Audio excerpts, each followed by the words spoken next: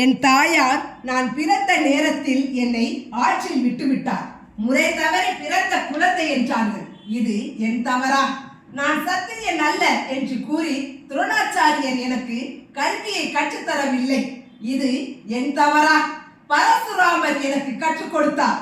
ஆனால் சத்திரியன் என கூறி நான் படித்த எல்லாவற்றையும் மறக்க என்னை சாபம் கொடுத்தார். இது என் தவறா?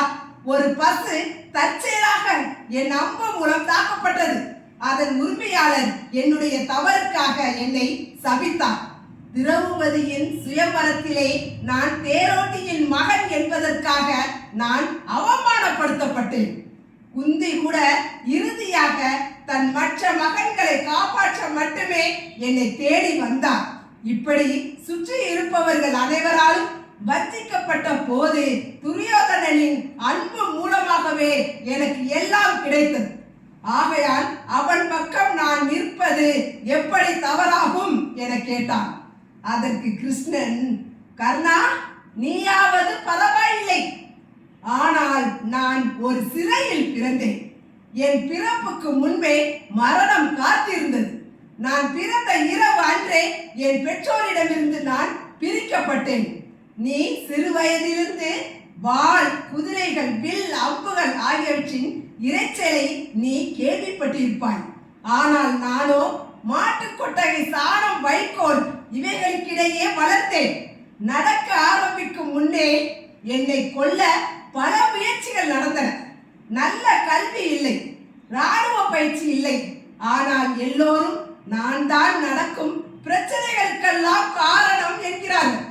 நீங்கள் ஆசிரியர்களால் மதிக்கப்படுகிற போது நான் எந்த கல்வியையும் பெறவில்லை. நீ விரும்பிய ஒரு பெண்ணை திருமணம் செய்து கொண்டீர்.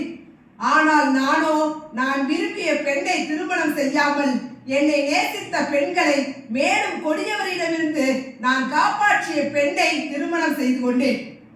துரியோதனன் போரில் வெற்றி பெற்றால் உனக்கு நிறைய பொருள், நாடு, சேனை, கௌரவம் கிடைக்கும்.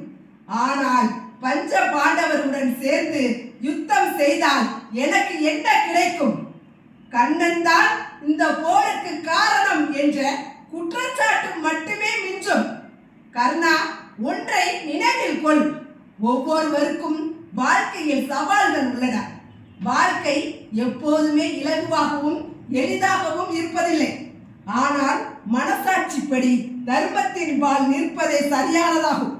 எத்தனை முறை நாம் ஏமாற்றப்பட்டோம், எத்தனை முறை நாம் அவமானப்படுத்தப்பட்டோம், எத்தனை முறை வீழ்ச்சி அடைகிறோம் என்பது முக்கியமானதல்ல.